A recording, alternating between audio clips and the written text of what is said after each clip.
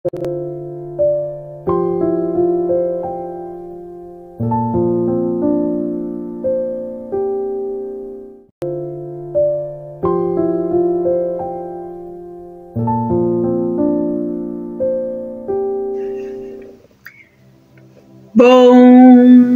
dia!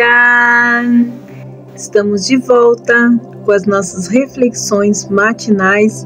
Venham as águas. Nesta série de reflexões na carta de Paulo aos Efésios. E nós estamos meditando capítulo a capítulo, versículo a versículo.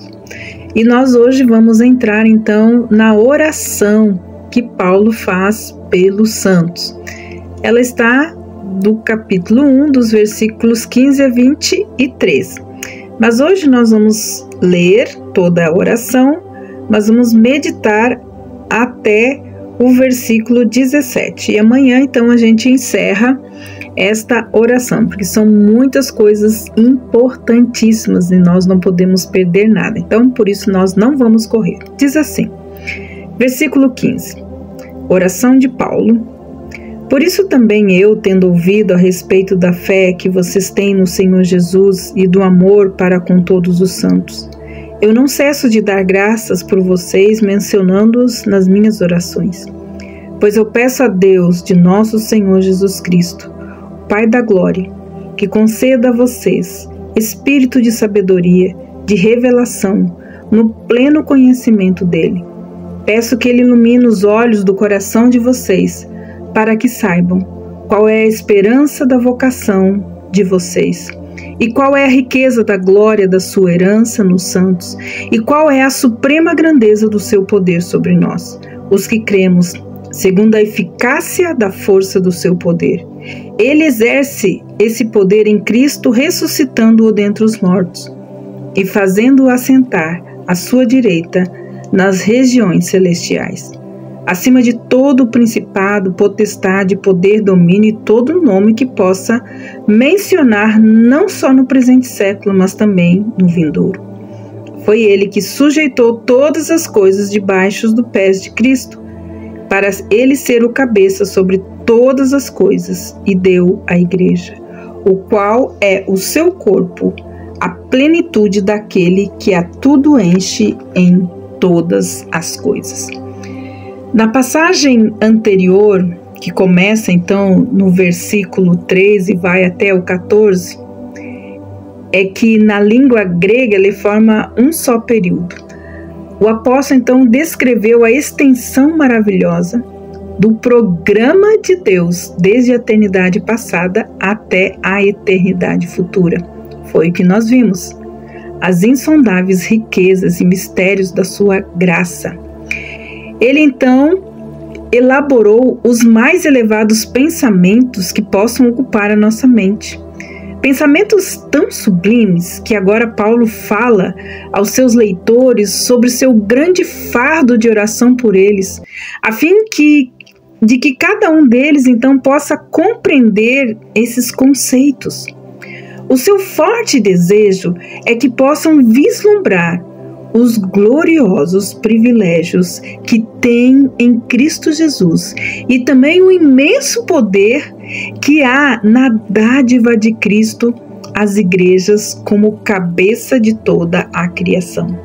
Então, quando a palavra por isso, que introduzem essa passagem, dirigem a nossa atenção para o que Deus já fez e o que ainda fará por todos os membros do corpo de Cristo, conforme então foi descrito dos versículos 3 ao versículo 14.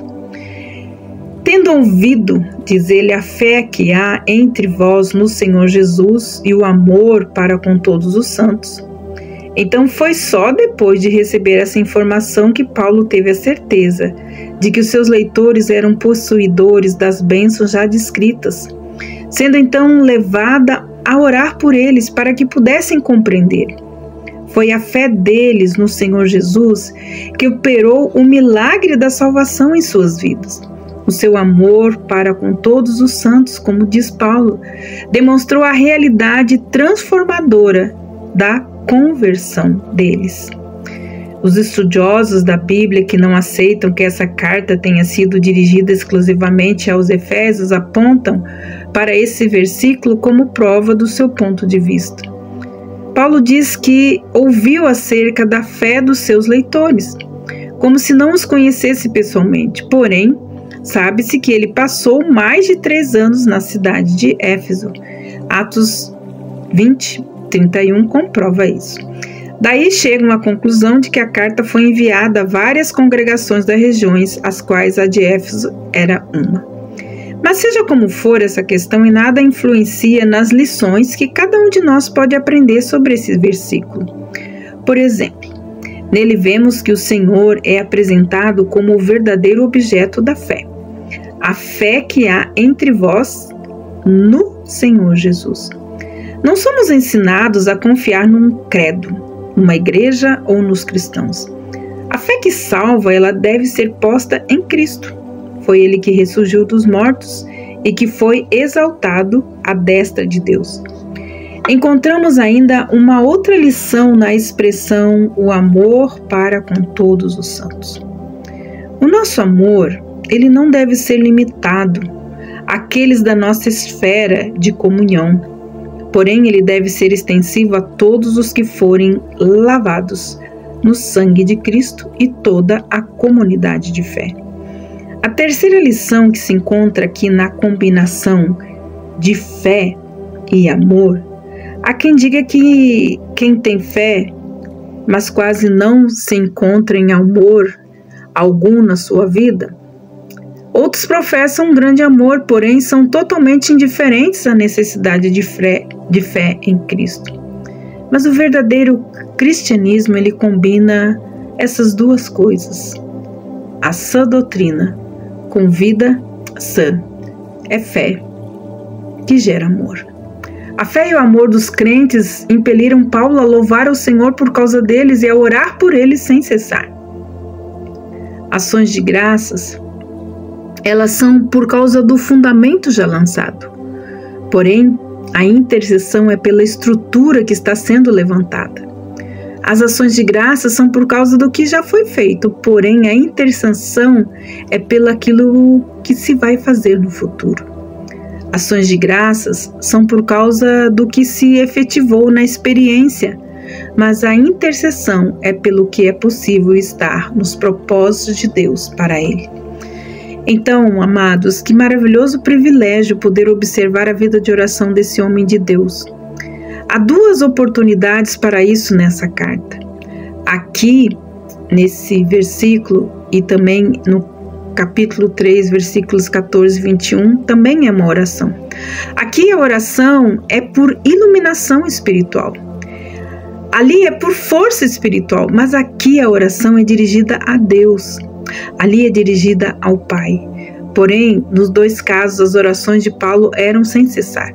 Eram específicas e também eram apropriadas às necessidades presentes do povo. Aqui a oração é dirigida ao Deus de nosso Senhor Jesus Cristo, o Pai da Glória. A expressão Pai da Glória pode ter um dos seguintes significados. O Pai é a fonte ou a origem de toda a glória. O Pai é aquele a quem toda a glória pertence, ou o Pai do Senhor Jesus, que é a manifestação da glória de Deus. A oração, então, aqui prossegue pedindo que Deus vos conceda o espírito de sabedoria e de revelação no pleno conhecimento dele.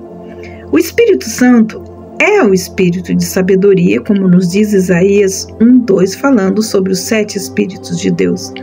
Mas ele também é um espírito de revelação, como nos diz 1 Coríntios 2:10.